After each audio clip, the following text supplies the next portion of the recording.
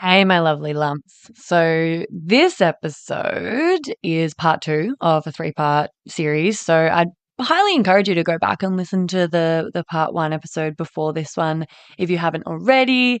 There's a few little continuity or contextual issues that you might run into if you launch into this one, although it'll all still make sense. But there's definitely a lot of juice in the first part, and we start talking about the topic of this episode in part one as well, where we start touching upon neurodivergence and how Hannah's brain works and how they've been discovering more and more about this through their journey being diagnosed with ADHD and autism.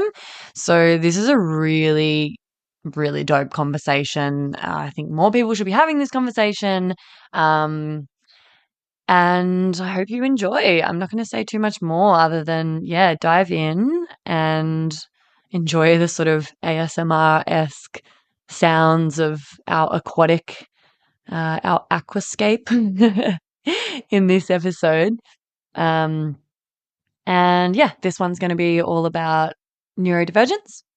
And then the next part is going to be about abortion and miscarriage. So we're dealing with some pretty meaty conversations in this series, and I'm really excited to share them with you because I love these conversations and I get so much from them, and I just feel like, I think my listener base, if I know you well, you're going to really enjoy this. And it's, of course, going to have the classic, vulnerable shares and personal stories and anecdotes, but also the giggles and the playfulness and the irreverence that's pretty standard, pretty on brand for the Labia Lounge and me and my friends. So, I think it's like a really meaty and serious conversation that we're having, and a really important one that's dealing with big stuff, but that's also being done in a way that's super approachable and accessible and just fascinating to kind of be a fly on the wall and listen to this chat that happened in my bathroom. So enjoy. This program is brought to you by Pussy Magnets. Put a man down your friend with a pussy magnet. Welcome, my lovely lumps, or should I say lovely labs. I'm so thrilled to have you here in the Labia Lounge. We're going to yarn about all things sexuality, womanhood, relationships, intimacy, holistic health, and everything in between. Your legs. Ooh, can't help myself. Anyway, we're going to have vag loads of real chats with real people about real shit. So buckle up, you're about to receive the sex ed that you never had and have a bloody good laugh while you're at it. Before we dive in, I'd like to respectfully acknowledge the traditional custodians of the land on which I'm recording this, the Wurundjeri people of the Kulin Nation. It's an absolute privilege to be living and creating dope podcast content in Naarm, and I pay respect to their elders past, present, and emerging. Now, if y'all are ready, let's flap and do this. Oh my God, is there such thing as too many vagina jokes in the one intro? Whatever, it's my podcast. I'm leaving it in. Don't panic, you're not broken. Your sex education was a piece of shit. Get your flaps out and pull up a couch. It's the Labia Lounge. Hey gang, just before we jump into this episode, I wanted to offer you an opportunity to access my new mini course for free before I start charging for it in future. It's for people with vulvas and it's quick to complete. It's all about demystifying the female body and pleasure anatomy and getting some basic fundamentals to understand your body better. It's called Pussy Pleasure Secrets, Your Roadmap to Bedroom Bliss. You can grab it on the freebies page of my website or in the show notes. It's a great little free resource to kind of dip your toe in or act as a bit of a taster for my work. So if you've ever been curious about this sort of thing and you just don't know where to start, or you want a really quick, easy, accessible, non-threatening way to get the ball rolling and start working on this stuff, this is a great place to start.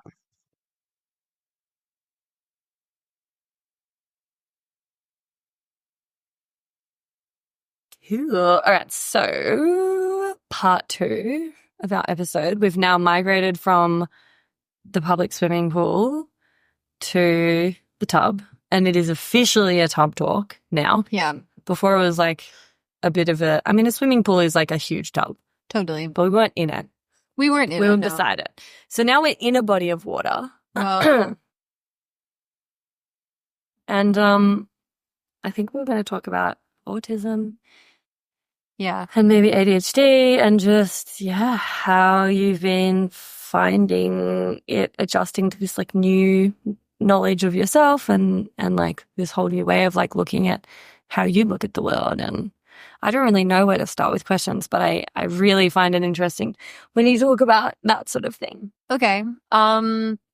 I'm so happy to talk about this, but I feel like it's been such a big thing for me. I have so much to say. I'm like having your problem. I'm like, where do I start?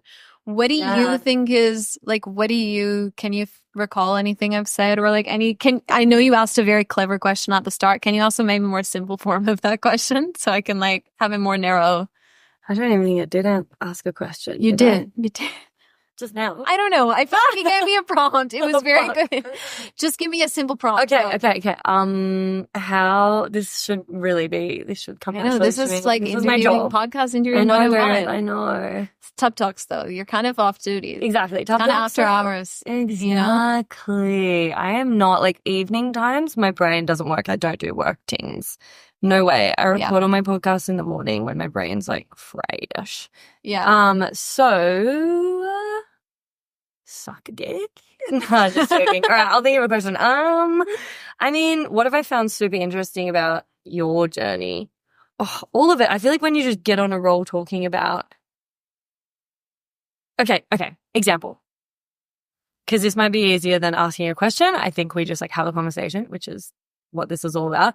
But I remember when we went to that super funny, cute, like fun cosplay rave.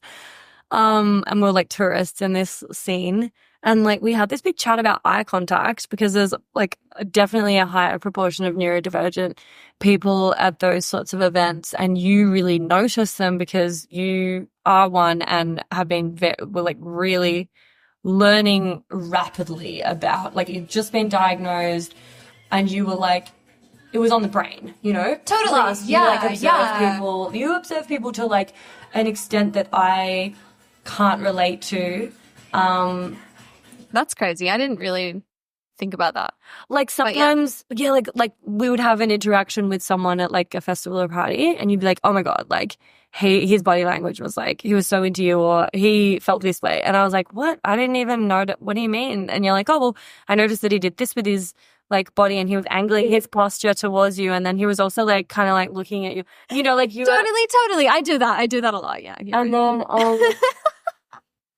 and then the thing that we're talking about at this cosplay party was like eye contact and how you had to, well, like often autistic people find eye contact really uncomfortable and unnatural. So it doesn't happen organically for you. So, you know, as a way to mask and like fit in and basically like assimilate and mirror the people, like you're like quite conscious of how often you blink so that you don't blink too much, but you also don't blink not enough and just stare them down and then you look at their eyes but then look away for a bit to give them a break and like it's this whole strategic thing. It's this whole strategic thing and honestly it's not even like how much you blink. It's just like I really feel like I don't know what to do with my eyes. It's almost like I don't understand how other people master the art of looking at someone but not death staring them, because one thing that I feel like me and, you know, some of my neurodivergent friends have is we kind of like can have this like crazy eyes when we give you eye contact because like if I'm looking at your eyes, I'm fucking looking at your eyeballs and I am listening to you and I'm like studying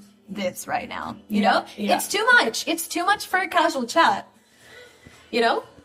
And if it's not a casual chat, maybe that's fine. But if it is a casual chat, it's like I'm just doing all these mathematical equations in my head to work out like how I should angle my face so that I'm not like one-on-one doing like a eye contact exercise in like some kind of intimacy retreat. Like that's how it feels. Yeah, wow. And like I remember you saying like you'd been learning that because for a lot of people on the spectrum, sustained eye contact is really like uncomfortable and not your kind of first instinct when talking to someone. You know, like then a lot of people deliberately try harder to give more eye contact and wind up overshooting the mark and like staring like a little bit too intensely, which makes then the other person feel uncomfortable. And then all of the kind of, it's like a weird natural cues of like body language and facial expressions, the wires are getting crossed because you're not speaking the same language. Totally. That's what it is. It's that you're not speaking the same language. And I think that's a really great way to put it. And I'll share like a story that I really like. So on the weekend, I went to like Neve's. My best friend Neve turned 30 and I went to their birthday weekend and there were like 7 people there, I think. And it was just this amazing group of people. And, you know, everyone was friends instantly. And one of the things that really helped tie everyone together is like, there was a lot of neurodivergence there. So it's like you meet someone and immediately how you both talk kind of just lines up. You know, if you have ADHD and you talk to someone who's also kind of just crazy following all these tangents, feels great. And you instantly like are drawn to each other. So it's kind of like that. Anyways, one of these people that I met was called Miku, and she was doing support work with a client who has really, I guess, what we would term like severe autism in terms of like his verbal communication is really, really limited. Like he kind of can't talk.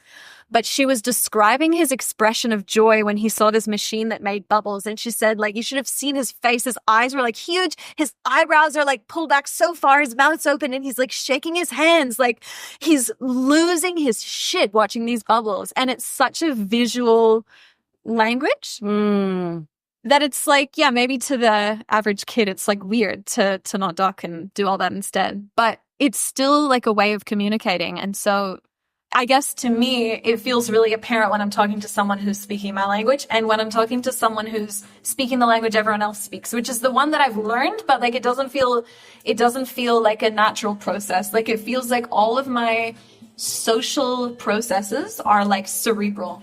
Like they are like things I have to figure out. And I didn't even realize that that wasn't normal until I talked to my psychiatrist and he was like, this comes effortlessly for most people. Like they don't think about how to angle their body when they're talking to someone. Their body naturally just sits correctly in space and doesn't look strange. Which I find insane because that stuff is not subconscious. I have to like coordinate everything. Why do you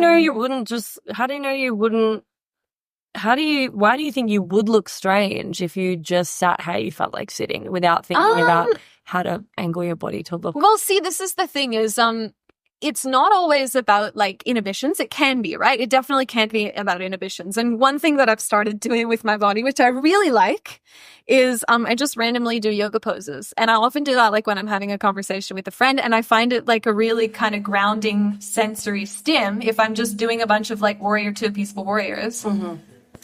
I feel kind of good about that. Yeah. But a lot of the weirdness in the body language of an autistic person comes from stress to the nervous system, because you have a person whose nervous system's like a really high state of agitation. And so a lot of the weird kind of jerkiness of the hands and stuff, it's often like, for me at least, and you know, people that I know, it's like muscular tension. You're just really fucking stressed and your shoulders are tense. And also autism is associated with just kind of like coordination disorders and coordination. So it's not necessarily like you're too worried to let go. It's like if you're not holding yourself like a robot, you kind of clunk around in this really odd way because your link between your brain and your body is different to everyone else's. Wow. Yeah. Dude, that's so interesting. Yeah. And the thing is, I mean, like, it sounds cool, but I kind of can't believe that I lived my whole life kind of knowing that my brain worked like this. And I never thought, like, well, I mean, I was that you're swimming in. Why would you even? Like, exactly. And until recently, with like the internet and fucking TikTok therapists, like we did not know much about neurodivergence, and like we just, you know, it would have never even occurred to me to like look within and analyze my own behavior and the way my brain works and consider that maybe I had ADHD or autism or something. Like, you just have the brain you have and you make the most of it. And because, you know, you've really quite successfully gotten by and masked and been like outwardly very successful at like the kind of classic, you know, academia and like fucking exams and school and what you've managed to kind of totally. And I mean, like, because of masking, it's convincing enough to other people. Like, there are some people whose body language or social skills you meet and you're just like instantly like, okay, this person's on the spectrum. Because people who, like, I had a friend recently tell me about this person that they met, and this guy, if he sees a number, he'll just like call out the factors of that number. So he'll be like, 24, the factors of that are 8 and 3 and 6 and 4. And I was like, that's something that you see and you're like, okay, autism. That's obvious, you know? But if you've kind of learned how to copy other people's body language. And do Australian accents. Yeah. Like, oh it's my kind of God. like people don't question it. And this is where the term, which, you know, like people don't love to use it. This is where the term high functioning autism comes in, because the idea is that like you're functioning highly According to like society according to society's standards of like, you know, and it's very ableist. ableist, really. Yeah. It is really ableist. And I also feel like it's not very descriptive, because high functioning autism is basically like, from the outside, you seem to be able to do some of the things you need to do to stay alive. You're not like visibly needing heaps of help, like cooking your own food or something, like basic. But all of that comes at a cost. And I feel like part of the reason I worked all this out is because not knowing this about my own brain left me in a place where I was just like racked with chronic stress and anxiety and pain and chronic health conditions. And you know that all of those things come together in a bundle, but the more I've learned about all of this neurodivergent stuff, on days when I feel that really intense autistic burnout, those are the days when my chronic pain flares up, and I can feel in my body how that turned into Crohn's disease, you know, like decades of suppressing chronic stress and anxiety and pain.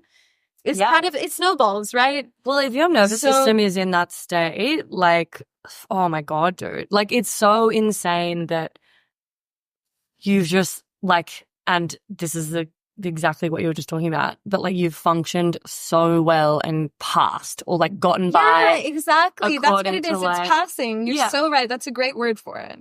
That's a great word for it. Yeah, well, it's like with like straight passing people or like trans people that passed as the gender that they are displaying. You know, it is a word that's so, it's like, it's like, inherent in that term is like passing according to fucking whom and what, and like it's just like it's passing enough to make people feel comfortable enough around you. And it's passing to the standards like you're trying to escape, or the society that you're trying to escape from anyway. So it kind of feels like you know, it's weird. And I mean, I know like there was I've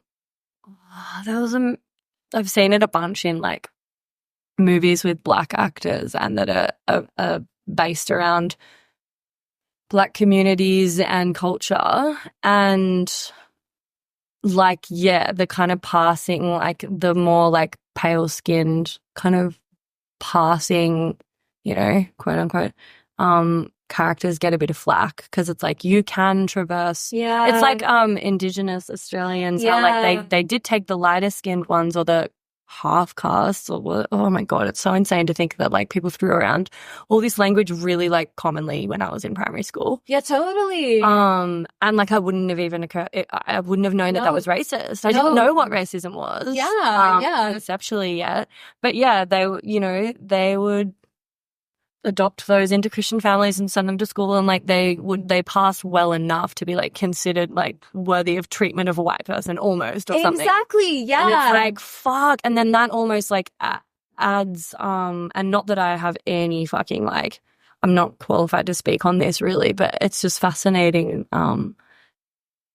the way that in the movies that I've seen at least, which I'm guessing are somewhat based off like real dialogue that's happened, is like the darker skinned people can be pretty much a bit like, fuck you guys, like you have it so much easier because you can kind of like walk in the white places and get more opportunities. Get like a double. They've got more privilege, They've basically. got more privilege. Yeah, the lighter your skin is, even if you're black but you're at different ends of the spectrum, like the lighter your skin is, the more privilege you have. Totally. And you know what? I think that this is just broadly applies to all of this passing we're talking about, whether it's race or trans or, you know, neurodivergence.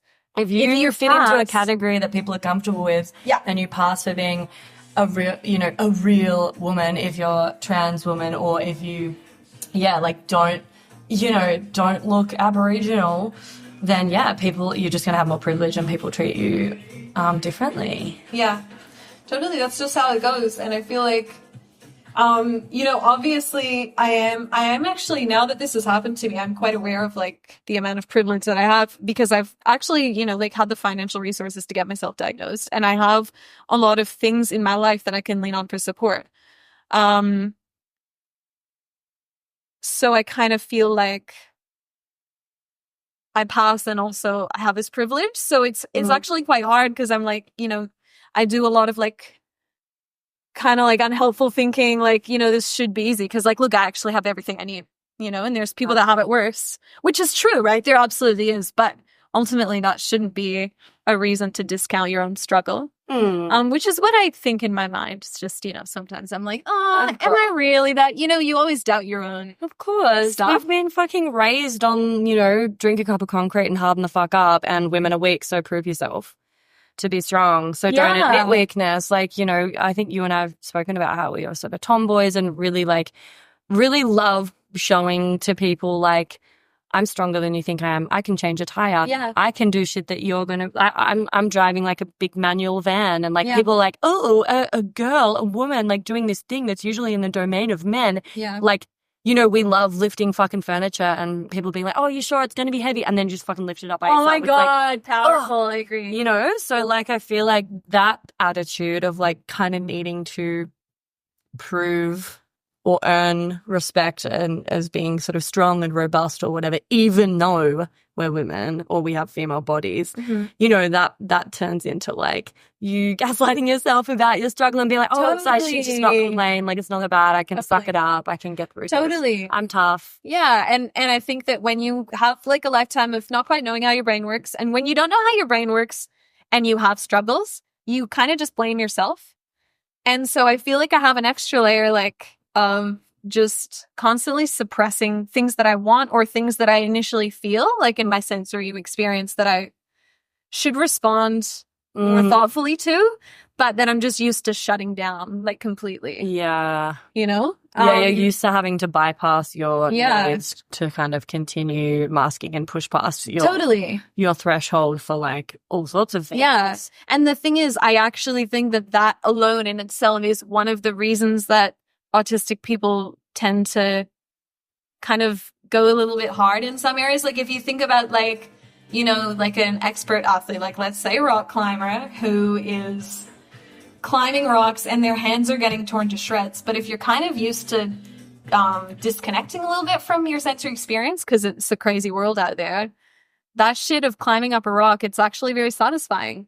To force yourself, and that's the thing, like there is a bit of sense of like power and satisfaction when you achieve something, and when you force yourself to do something challenging, and it feels like maybe if you're just used to constantly forcing yourself, you just end up fucking forcing yourself all the time. You know? And like thinking less of yourself because like, and it's also, and in addition to this, like another layer is the whole like, laziness and idleness.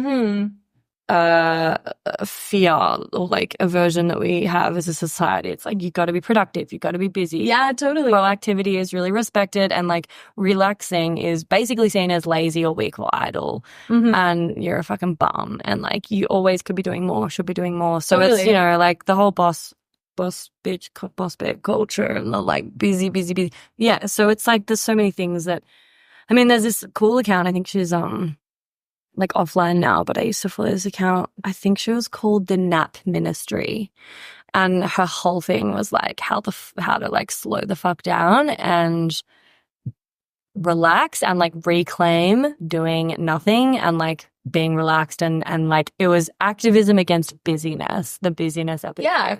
And like the Nap Ministry, like such a good name. Nap Ministry is great. That sounds. And I tried to get her on the potty, I think, and like pretty predictably or unsurprisingly, she was like, yeah, I'm actually just like taking like a bit of a sabbatical right now. Probably like just going to be out for the count for like a few months, maybe more. So like, yeah, I can't say yes to any things. And I'm like, cool. She's looking after her energy. Her whole thing is like saying no to things and doing less. Totally. This is her doing less. I love that for her. Hey, baby babes. Sorry to interrupt. I just had to pop my head into the lounge here and mention another virtual lounge that I'd love you to get around. It's the Labia Lounge Facebook group that I've created for listeners of the potty to mingle in.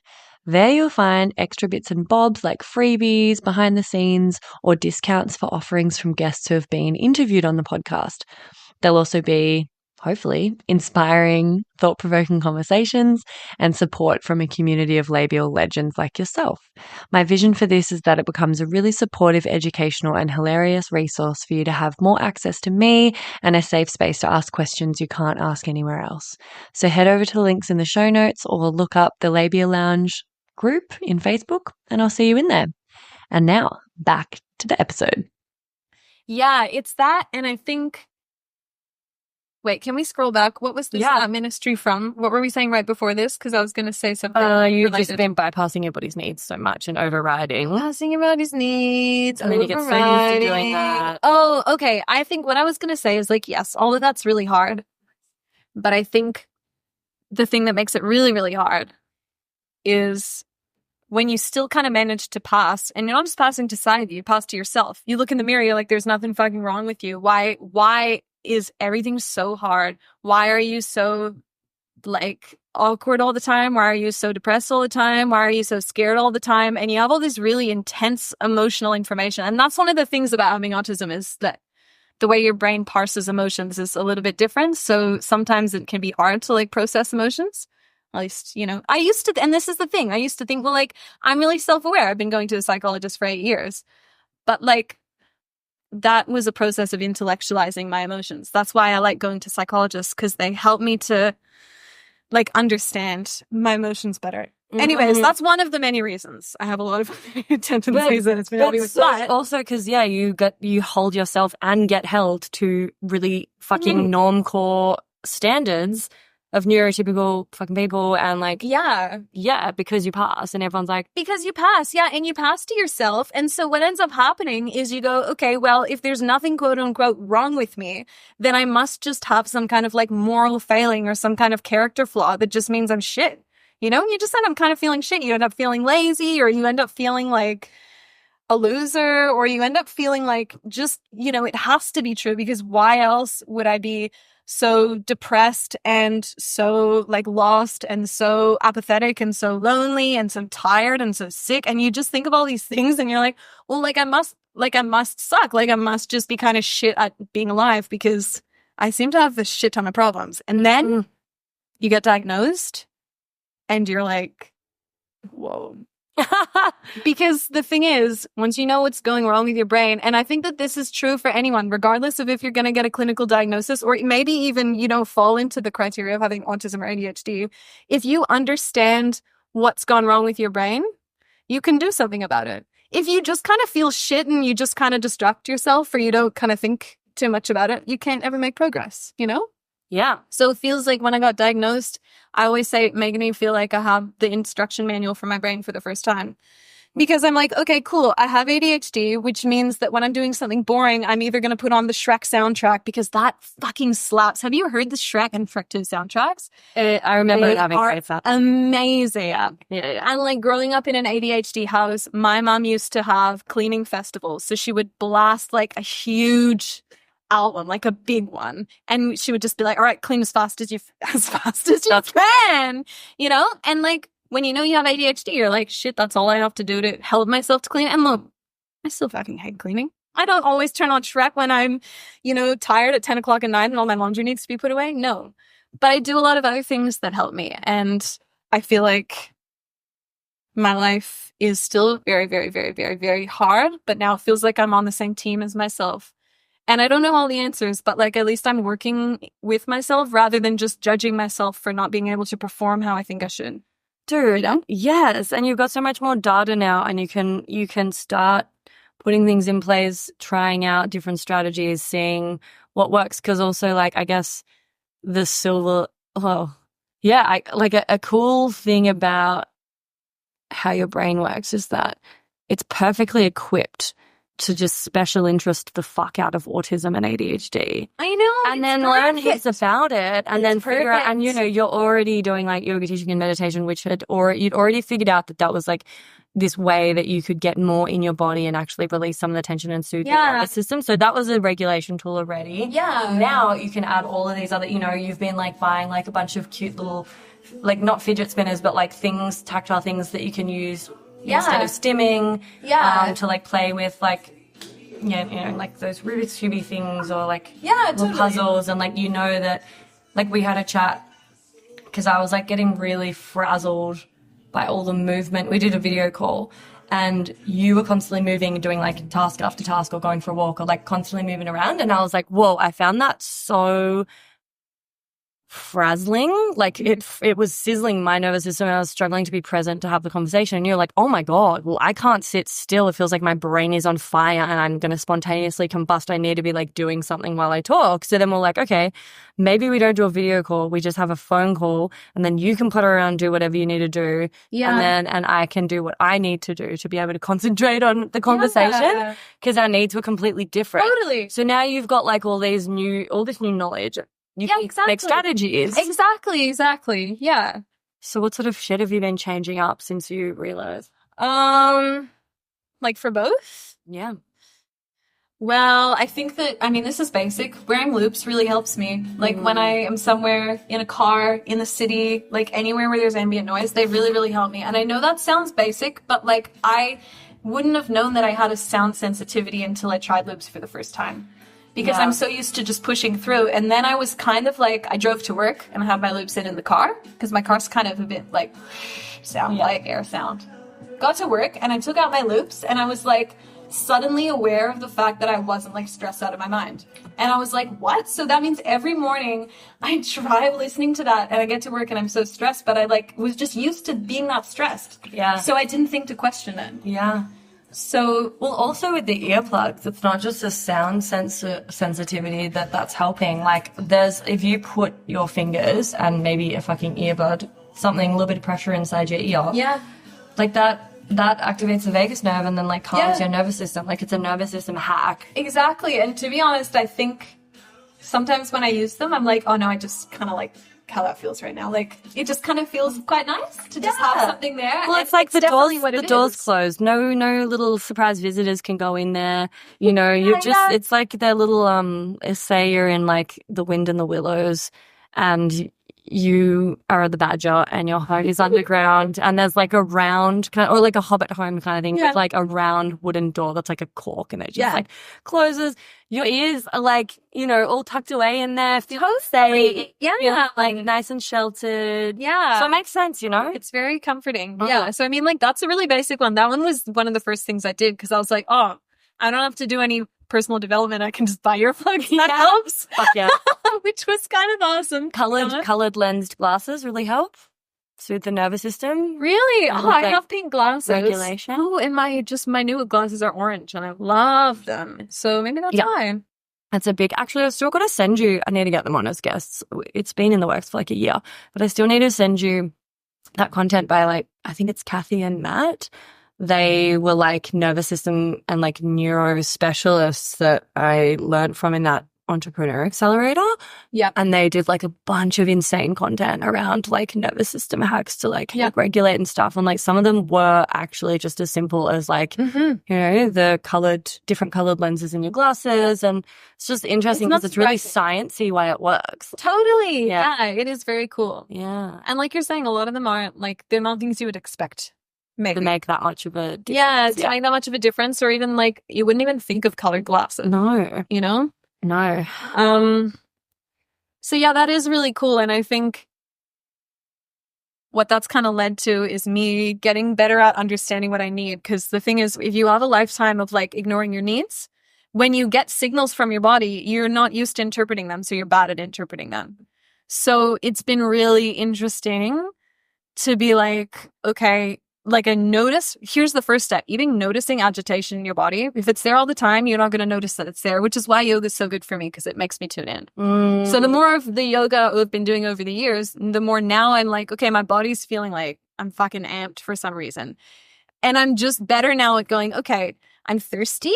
I'm a little bit too hot in this room and I'm feeling stressed because of a phone call I had 5 minutes ago. And I should probably just go have some water and take a break in the shade outside in the garden for 3 minutes and I will be better. And it's crazy just like being able to interpret the signals from your body or even pain. Like this is the other thing is honestly, a lot of the time, I will not even realize how much pain I'm in until I have an edible in the evening and my body finally gets relaxed and I go like, wow, my lower back has been holding on.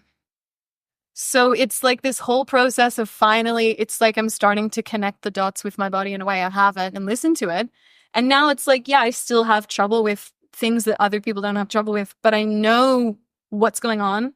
And I know that if I'm feeling really stressed and I go and sit on the floor of the shower for 10 minutes, with the hot water in my head and sit in silence, after that, I'll probably feel way better and I'll probably be able to function without spiraling into like an existential depressive spiral on the couch. Yeah. Which is crazy because I have really had a hard time with that, like spiraling into existential depressive spirals. And it's now I'm like, oh, okay, it's because my brain's a supercomputer that is very sensitive to the outside world. So I need to like give it lots of time to shut down and give it things to focus on that are not like gonna send me into depressive spirals. You know? Yeah, like you have to really curate and manage the input, all the sensory input. Yeah. Like lighting, sound, like, yeah. And that's definitely part of it. And that's something that you can do that makes a huge impact. But one of the reasons I've been very, very, very, very interested in meditation is because these teachers that I'm learning from, they live in the Himalayas and they were taught by this guru in the 70s. They're like these super cool old rock and roll, like yoga teaching women. They have like this beautiful long white hair. They're amazing. Oh. They're so smart. They're like exactly who you want to learn from. The sound is so dope. It's so good. I cannot wait to go visit them. Anyways, one of their kind of like main ways that they talk about meditation is they say that like that space that you access when you meditate is always present. You shouldn't need to control the outside world around you because newsflash, you can't control it and you won't always be able to control it. So it's really important to learn how to find balance in yourself. And that's made a huge difference for me. The other night, we went out on Thursday night to Jazz and Jaffles, which, by the way, was sick. It was so fun. The music was amazing. I was having the best time listening to it. But I was really anxious that night. And there was a certain point where we were like sitting in this booth full of like a bunch of like super lovely people that Freya knows who organized the event. But I was like, shit, there's a bunch of strangers. I'm anxious. And then I was like, hang on. Just close your eyes. And I did like literally like a maybe 20-second trying to find that sense that I find when I meditate. And when I opened my eyes, it was completely different.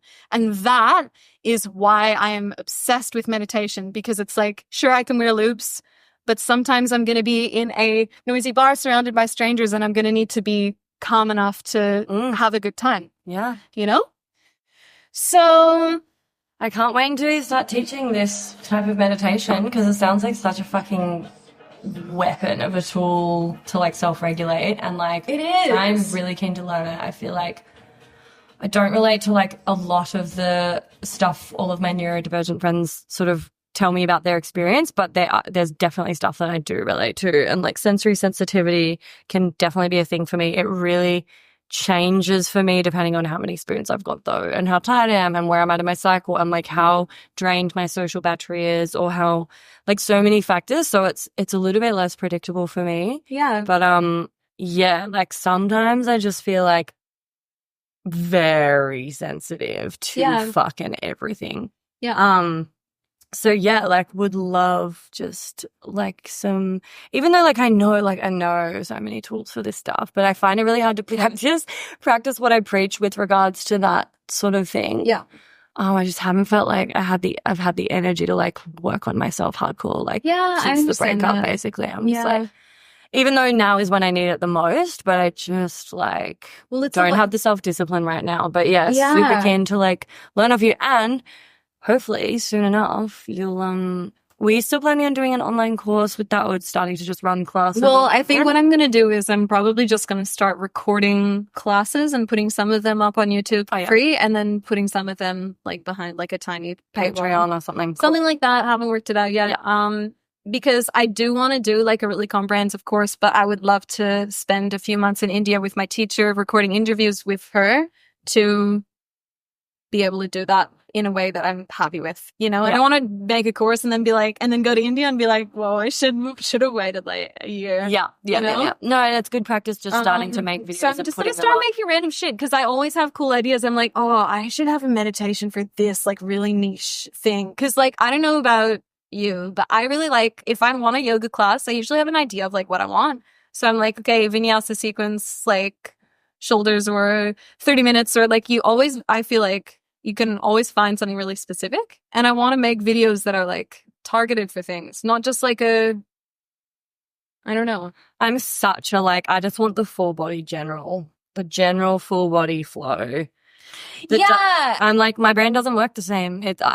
When I think of flows, I try to work every part of the body equally and then stretch every part of the body equally. But like, I think there's value for having both of those. Cause totally, when I have a neck injury, then I do YouTube, like, or Google, like, neck flow, like neck yoga or whatever. And I guess what I'm trying to say is, because I agree, I think that you do need generalist practices. But for me, a really good practice or a really good lesson is always tied together by like a like framework or a philosophical idea, or like you need something, right? Because you need the lesson to feel like a lesson. Maybe it's general, but maybe you focus more on. There's usually a peak pose and a focus on exactly like, right part of the body or whatever. Totally. And if I think about the way that my teachers teach meditation, they pretty much, it's so funny. In this group, we're always like, damn, it feels like we come here and we hear the same thing every week, but like we realize different things. And it's because she says it in all these different ways. And I think that when you're communicating information, regardless of what it is, the more different ways you say it in, the more different ways people can connect with it. Yeah. You know? Yeah. So that's kind of what I mean when I'm saying I want to do niche videos, is I feel like what's lacking for me in a lot of yoga and meditation content online is it feels like I come away and I'm like, oh yeah, I kind of feel better, but I kind of feel like it was... They don't go that deeply into each pose in terms of cueing exactly how... or there's just there's no theme, there's no vibe, and sometimes it's good to be basic, but I think even a good teacher should in their mind go like, okay, I want a full body reset. I'm really going to focus on spine. And you just know that when you're making the video, you're not just fucking stringing random poses together or doing like 30 minutes of breath work, which is just like, you know, very unintentional. Like, because people create breathwork classes all the time that I like. Of course, I'm going to be a total snob about that. That's so funny. And I just feel like you need to understand what you're doing. Yeah. You know? Yeah, I need you to start making those videos. Anyways, clearly I have a lot to say about it. I should probably just make some videos. Yeah. I have been badgering you to do it for like 2 years. It's going to happen. Totally. No, I'm going to start making some in the new year for sure. Oh, cool. So, like, is there any other, like, obviously there's so much more to say on that neurodivergent stuff, but, like, I'm struggling to think of, like, a specific question or talking point right now. I'm sweating a lot in this bath. So, like, what else? Otherwise, we can head to the next topic whenever you're ready. I think what's been really cool is... Excuse this quick interruption. I'm shamelessly seeking reviews and 5-star ratings for the potty because, as I'm sure you've noticed by now, it's pretty fab, and the more people who get to hear it, the more people I can help with it.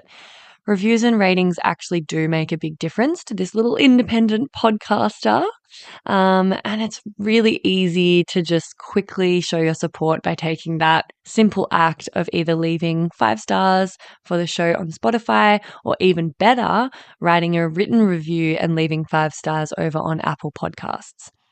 Or if you're a real overachiever, you can do them both. That would be mad.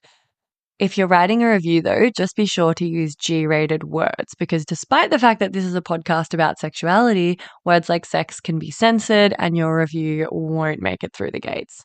Lame. Anyway, I would personally recommend doing that right now while you remember, just to get on top of it and let me know you're with me on this journey. Thanks, gang. Enjoy the rest of the epi. Working out how to, like, enjoy my brain. Yeah. So I feel like there's positives too. I think that everyone's experience is different, and everyone's got things that like are more for them. Yeah. And I kind of feel like it's really worth working out what's going on in your brain, even if you're just like, you know, run-of-the-mill person who's losing their shit because we're in the 21st century and it's a disaster out here. Life, oh, life, oh, life. I just feel like even if you're that person, just it's so worth it. Like, I just feel like it's always worth it to try and help your brain. Yeah. Because you live in there. You live in there. You live in there. Yeah, I mean, I'm surviving in there. Barely. Yeah. You know? Yeah.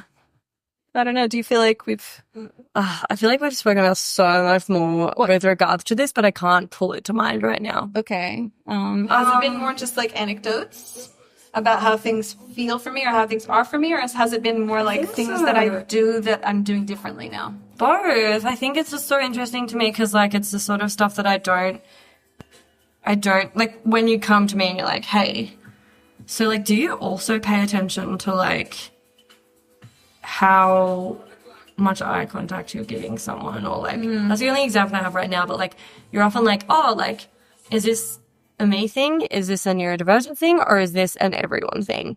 And a lot of the time I'm like, no, I don't notice that personally. Yeah. I don't. There's been a few things where I'm like, oh, no, that's something that's just an organic thing that I just don't really pay that much attention to. Often it's like social things, I think. Yeah.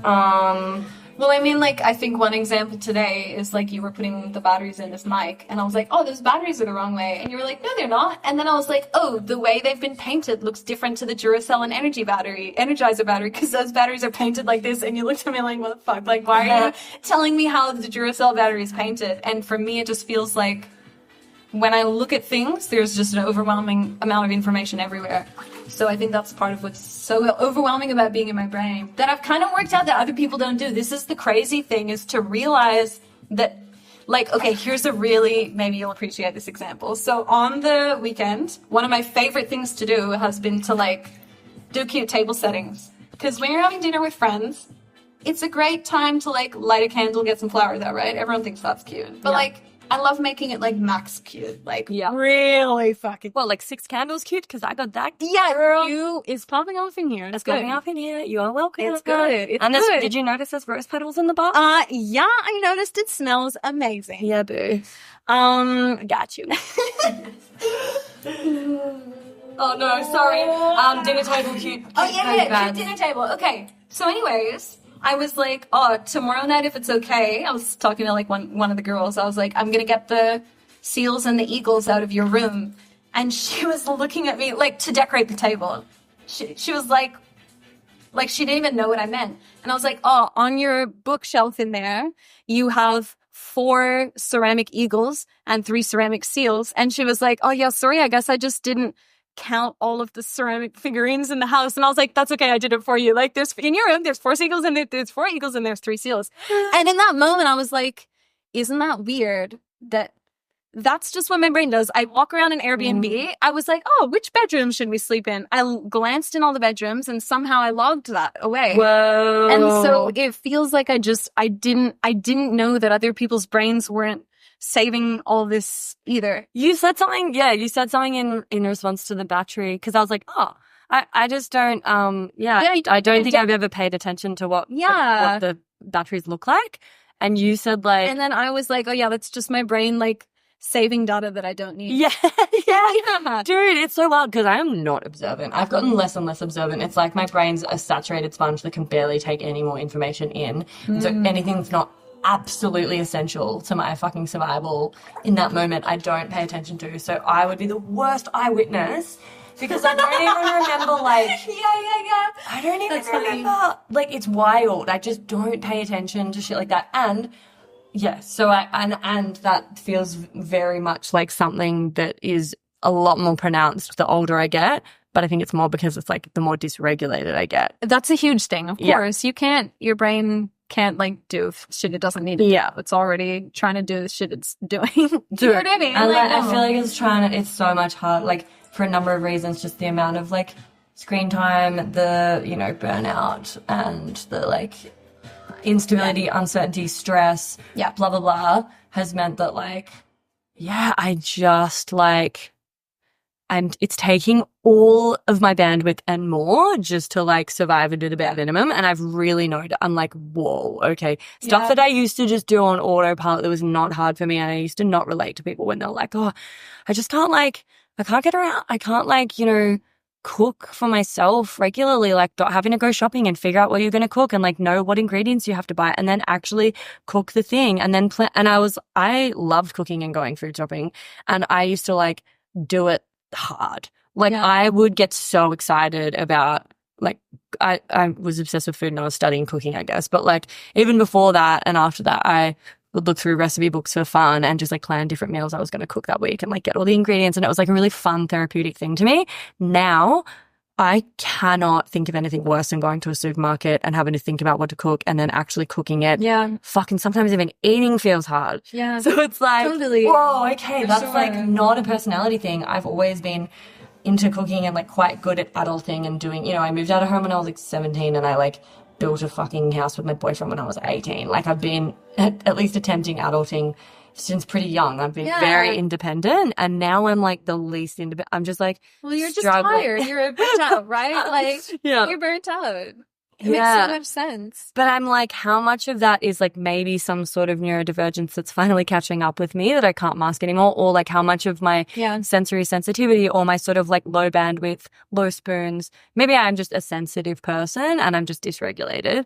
Or maybe it's actually like I'm finally becoming aware of, like you did, of like the fact that you are actually trying to make your brain operate in a way that it's not designed to, in systems it's not designed to. Totally. Yeah, it might be. And it's so hard to tell, you know, like what it is. And also I think, you know, even in the absence of, even for the average person, in the absence of neurodivergence, if you put yourself in situations where, you know, like you're traumatized or you're constantly pushed past your limits, your energetic limits. I know that sounds woo-woo, your energetic limits, but think about it. If you're someone who doesn't sleep well, doesn't eat well, and always feels stressed and rushed, chances are you're outside of your energetic limits. Like you're not resting enough to keep yourself alive in a healthy way. You know what I mean? That has a cost. Or even if you are eating healthy and doing all, like, if you're stressed, that is enough. If you have trauma, that is enough. Yeah, like, absolutely. You know, so it's really, and this is the thing, is like, not everyone's neurodivergent, but also not everyone's traumatized or not everyone's burnt out. You have to work out what's going on in your head. Maybe it's all free. Yay, love that for me. But you have to just work out what your thing is, you know? Yeah, fuck. It's really tricky. And the thing is, a lot of people, because the world is a very stressful place to live in right now. This is like one of my favorite rants to go on, is like, think about this insane world we live in, and then think about like what the world looked like before we demolished everything and put cities in. It was like, you know, trees and food and plants and water, and like we're kind of just evolved to live somewhere where there's bird sounds and running water and you can kind of eat shit and play with sticks, and you know, and now here we are in this urban jungle where we're like, why am I stressed all the time? It's like you spend all of your life looking at a blue screen and you are constantly at the will of like this crazy urban jungle. Industrial complex that's trying to basically like commodify your attention. Exactly. Commodifying your attention, and your self-worth is determined by how much you can feed back into the machine. So look, like it's fucked out there, and this is the thing, is like not everyone's neurodivergent, but a lot of people are dealing with problems where you might as well be neurodivergent because you'll probably end up getting overstimulated anyways, you know? Like you might not have a sensory sensitivity, but like if you live, you know, like right next to a train line where you hear the train like literally all the fucking time, you might be really dysregulated in your body from that sound. Yeah. You know, and you don't have to be autistic for that to happen. That's just like everyone's struggling as a consequence of this like world we've built, you know? And here's the thing, if you work out that that's what it is, well, that's still positive, because then you can take some steps to make your life better. So I just think it's just so good to figure out what's going on, try some things, work out how to help yourself rather than judge yourself, you know? Yeah. I mean, fuck, I don't know what, like, I feel like I'm so burnt out that I don't even have the spoons to implement the things that I know will be helpful and good for me. Yeah. And once you get to that point, that's pretty tricky. But It's really hard. It's really hard. And this is the thing is like, you're asking someone who's kind of at their wit's end because their life's really hard to do all this work. Yeah. That like the average person can't be fucked doing. Because like doing all of this like therapy and metacognition and self-development, it takes energy. It's not easy. It's kind of like you kind of get stuck. You kind of get bored. And you when kind of you're get so stressed. Like stressed, to add that on top, like to do all that self-work when you're so fucking stressed, but to get unstressed, you need to do the work. It's like, totally. oh my God. Yeah, it's hectic. It's so, like, when people have, like, emotional privilege, you know, not too much trauma, like, they've got, like, really great support networks and they've sort of got, like, all of this privilege, you know, maybe, like, neurotypical privilege. It's just like, whoa, I hope you're fucking grateful for me. Because I can imagine what I'd be capable of if I had all that kind of, like, emotional and sort of, all that privilege. But, what, real quick, I feel like I've seen somewhere recently we shouldn't be using the term neurotypical anymore. I don't know. I think that with all of this stuff, all this language, you know, whether you're talking about disability or, well, you know, like LGBTQIA plus or whatever you're talking about, or race, you know, or gender, I think that there's all of this new language that comes in and out of fashion. And I think if you are trying to use it in a way that's mindful, I don't really think that's the issue. You know what I mean? There's a lot of different opinions, and I don't really think it's a set thing of like, you shouldn't say, what did you say? Shouldn't say neurotypical? Look, maybe, but I kind of feel like that's the thing where, like, I heard a podcast recently. One of my favorite podcasts is called Ologies, and the episode was about disability. And I actually don't remember what the ology for disability is. It's like some kind of fancy word. And because it's about things that end in ology. yeah, exactly. So it's like blah blah ology, where it means disability. Okay. Wait, what was I saying? Privilege. Fuck, I was gonna say something so smart. No, we'll get it back. We'll get it back. It was on your podcast. They were. Where was I coming from? What was my sentence? What did I say before this? Oh no, now we're lost. Fuck. Shit. Hang on. Meditate, babe. Okay. Oh, we can't say neurotypical. Oh, yes, you can't say neurotypical. Okay, so I heard this conversation on this podcast where they were talking about whether you should say people with a disability or disabled people. And there's this whole thing of like, you know, people have strong opinions about which one you should use. But I kind of feel like the overarching takeaway from that particular part of the conversation was like, not everyone agrees. You just have to really try and be respectful with what you say. And if you accidentally say the wrong thing, it's actually not that big a deal. It's more about like the intention behind it. Yeah. And if you say the wrong thing and someone says, oh, like, I actually prefer this, you can be like, okay, like, and you just, you know, don't make it a big deal and take it on board. Mm-hmm. Yeah. So I kind of feel like maybe there's something about neurotypical. I haven't heard it. Yeah, I feel like maybe it was saying it's like really ableist. I don't know. I literally lose track because there's so many differing, and it changes so fast. Like things come in and out of fashion to say, well, I don't know if you could call it fashion, but you know, like you were saying, there's trends and then like word trends. They're like words that are cool and or like, you know, okay. And then it's like, oh, they're easy or cancel culture swoops in and it's like, no, we've got some reasons why that's not cool. And that's like, okay, cool. But like there's one recently, I don't know. And I think that, you know, and I've talked about this on the podcast quite a lot before in the gender episode and in, a few different episodes around like privilege and race and whatever. But it's like, there's this big fear about offending someone or harming people, but someone sort of said to me, well, actually that's often like still coming from kind of a selfish place because you just don't want to feel bad or uncomfortable from making someone else feel uncomfortable. And I'm like, well, yeah, but I mean, overall I want to minimize harm to all parties involved. And there's so many arguments around this that just make me feel like I'm fucking going in circles and I can't win. But I mean, I think it is a little bit like, what were you going to say? I think it is a little bit like that. Like, I legitimately a little bit think you can't win because you can't do something that everyone on earth is going to agree with. I really think that the problem is not like nitpicking stuff like that. The problem is like getting everyone to like respect everyone and hear everyone else's opinions. And, you know, I kind of feel like, but what were you going to say? People get hung up on the words and they're not They even do. like listening to the actual intent behind it and like the Yeah. things that you want to get across about that. Yeah. And so, you know, it can position them against you immediately. Exactly, and we don't want that. I Yeah. really think that it's so important. I think position them against you is a great way to say it, because I think with any kind of thing where you're trying to, where there's communication between essentially two groups of people that do one thing and people that do another, or people whose brains are one way and people whose brains are another, or people who like are black and people who are white. There's already sense of division. It's really important to try and like stay on the same team. You know what I mean? Yeah. And This is actually so... Oh, sorry, go on. no, you go.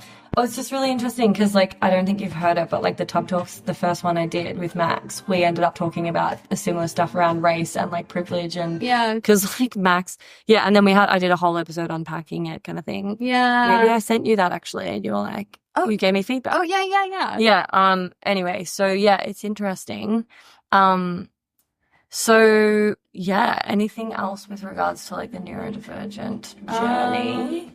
Well, I mean, on the language thing, you know, you hear, I don't know if you've heard this one, there's like, it's contentious of like if you should say autistic person or person with autism. Yeah, Have you heard that? and yeah, same with, like, heaps of stuff. So, yeah. Disabled person or person with Yeah, a exactly, disability. that one, yeah. I feel like right now it's trendy to say person with something, person experiencing homelessness, you know, person with a disability. It's centering and the person. person said person first language, which I really understand, but I really don't think it's, if you want to use it the other way around, I think you can. Because like for me personally, I think of myself as like an autistic person, because being autistic is my brain. It's me. It's right in the center of me. So I want it to be centered because I also feel like then people get it. Because it's like, this is something you need to know, you know? So It's probably a really personal choice. I think. exactly, I think it is. And I think that that's why you can't make everyone happy. And as long as you're being respectful, if one person says one thing and one person says another, there shouldn't be any problem, you know? Yeah, I mean, also, I feel like I have said this too, and it's such a, like, sure, it's such a, like, privileged thing to say, coming from a perspective where, like, I don't, you know, live with a disability or racism directed towards me or whatever. But I don't get why it's a fucking big deal. I know. Like, it's just words. I know. And it's, for me, it's about the tone of voice, the expression on their face, their intention. Yeah. Do they mean well? Is it like, because I hate, you know, the sort of like fixating, like hovering, getting ready to like pounce and then fixating on like semantics. Yeah. It's like that person is important. like, you know, like look at the context. Are they a fucking misogynist or like homophobic or sort of like ableist fuckface? or do you think you could maybe let it slide that they said disabled person as opposed to person with a disability? You know, like Yeah, totally. fucking hell, you know? But then it's like, I also don't know what it's like to be disabled. Maybe I wouldn't care about it. Yeah, and I guess the thing is, I think that a lot of the time when that happens, it's not really about the incident, right? It's about this whole thing that microaggressions over time feel like a big aggression. So maybe the way you respond to one person's comment isn't actually how you feel about that. It's all this, you know, it's all this anger that you're finally letting out. I mean, yeah, the cumulative, You know? kind of like build up. Yeah. I know, like Tuck, on the episode about gender, Tuck was my guest, who's trans, queer, sex coach and educator, and they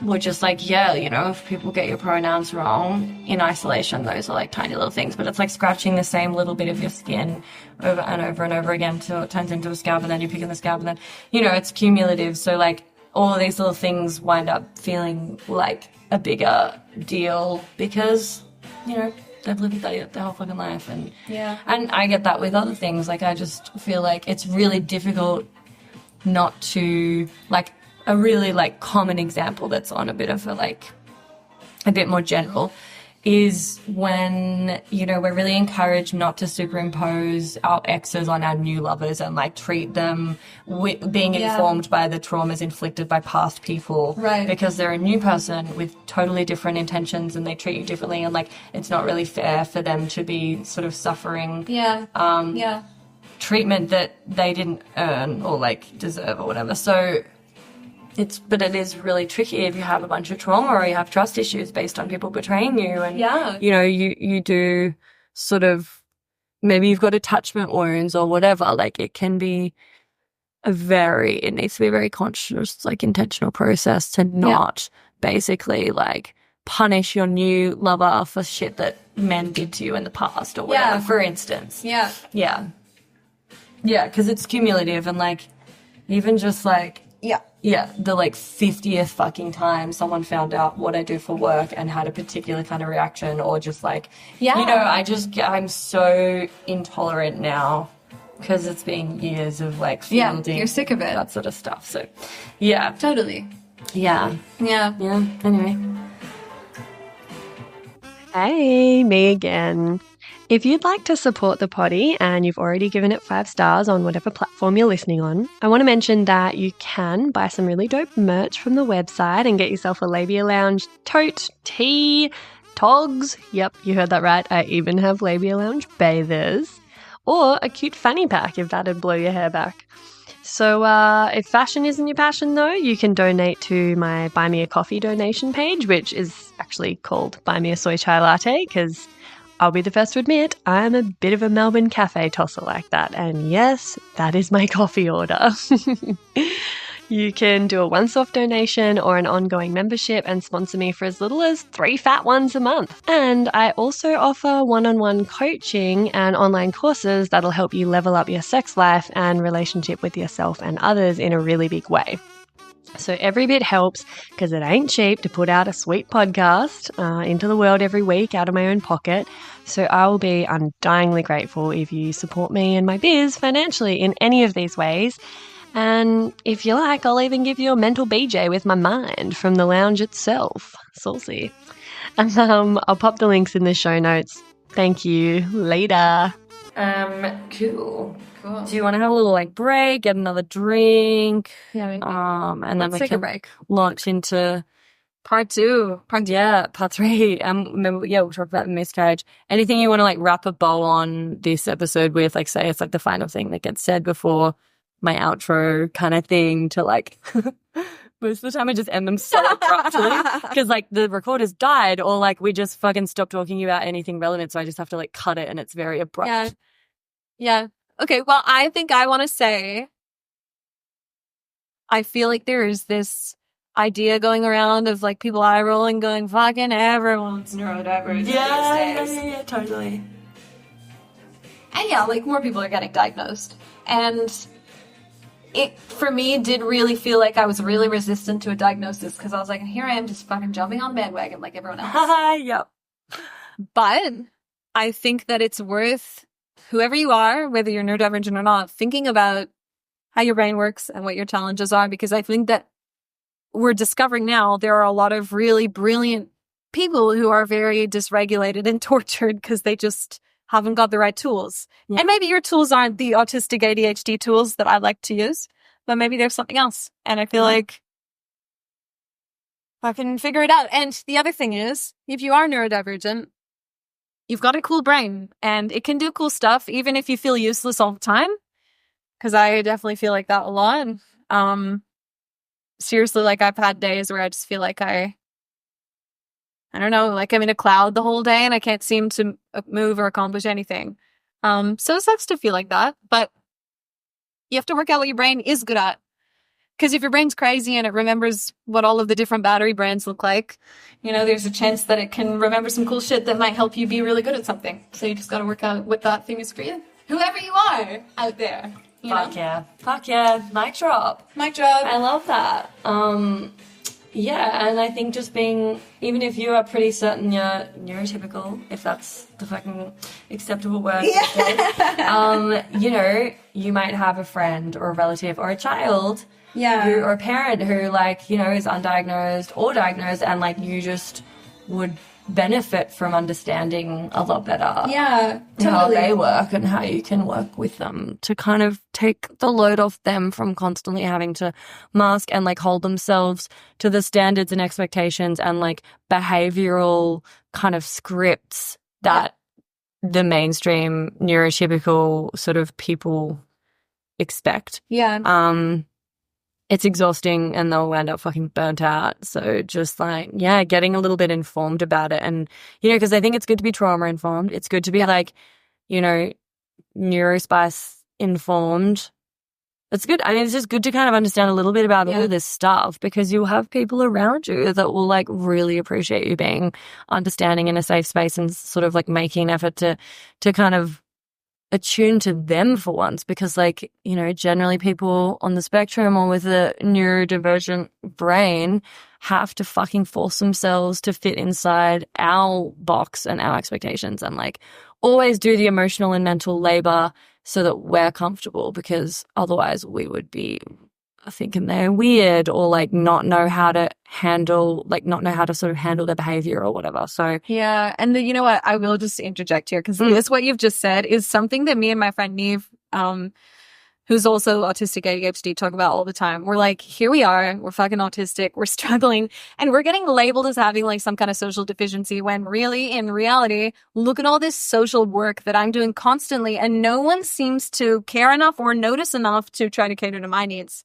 So it's like, okay, maybe I don't naturally know how to give eye contact, but it feels like just putting the label of, and now the DSM, which is, you know, the diagnostic criteria, the DSM criteria has changed so that it doesn't say social deficiency, it says social difference, which is what it is. It's not a deficiency in like social processing. It's just like, you're doing it different. You're speaking a different language. And I think it's so open to keep an open mind if you yourself are neurodivergent to not like shame yourself for it. And if you know someone who's neurodivergent, to keep an open mind as to like what that means for them and to not kind of just assume that that means that their life will be worse or less or, you know, not as meaningful or, you know, good as a neurotypical person's life. And I think that a really nice note that I can just leave this on is I have a really close childhood friend, actually from the last episode, the one we went to Bali together. She has had 2 kids and one of her kids is displaying some traits of neurodivergence and the school has notified her and, you know, she's in the process of getting her tested. And it was so cool to talk to my friend about this because my friend was just saying, I just really want her to do well. Like, I want her to be happy in school. I want her to be like a happy kid. I don't want her to feel anxious. So like, I'm just going to do whatever I can do to help her. And that's the right attitude to have, you know, like she didn't have the attitude that a lot of parents have, which is like it's almost like they don't want to believe that their kid could have something quote unquote wrong with them. A disability or an intellectual. Exactly. Yeah. And my brother is a psychologist and he works on diagnosing kids like this. And he said sometimes the hardest part's like the parent's reaction to the kid's diagnosis because we have all these like prejudices about what that means.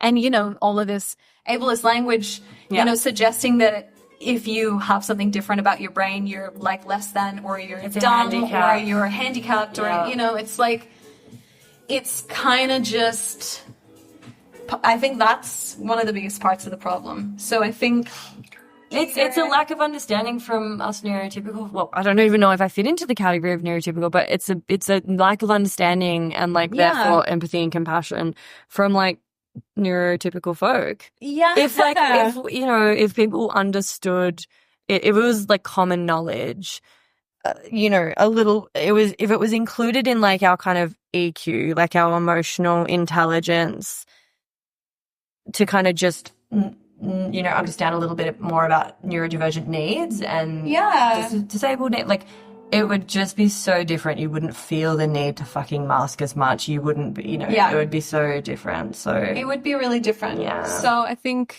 and we're getting there. I mean, yeah, we totally are, which is why I shared that story about my friend, because I think that compared to, when people had kids 20 years ago and the doctor goes, oh, your kid has dyslexia, which, some might say, oh, dyslexia, it's a learning, it's not like a social kind of disability.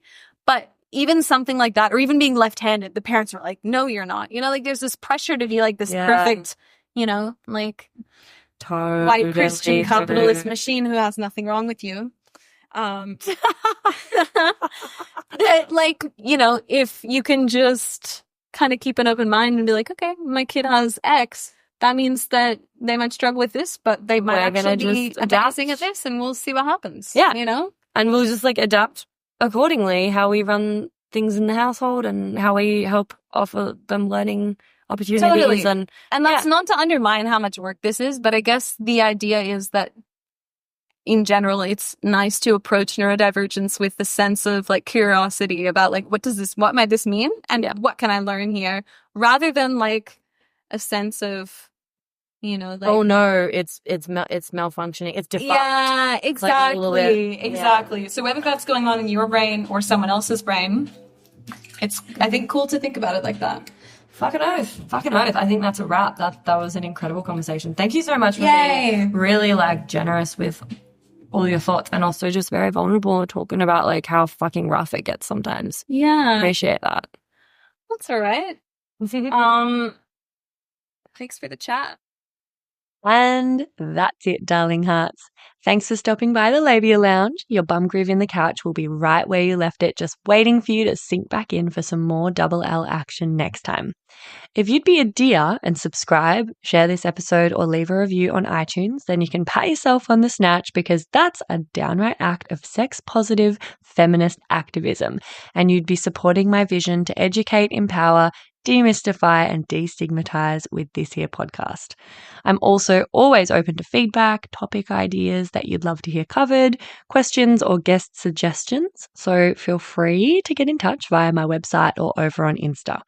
You can also send me in TMI stories to be shared anonymously on the pod. My handle is FreyaGraf_the Labia Lounge. If my account hasn't been deleted for being too sex positive, which, is always a possibility with censorship. But just in case the chronic censorship finally does obliterate my social channels, I'd highly recommend going and joining my mailing list and snagging yourself some fun freebies for the trouble at www.freyagraf.com/freebies. Anyway, later, labial legends. See you next time.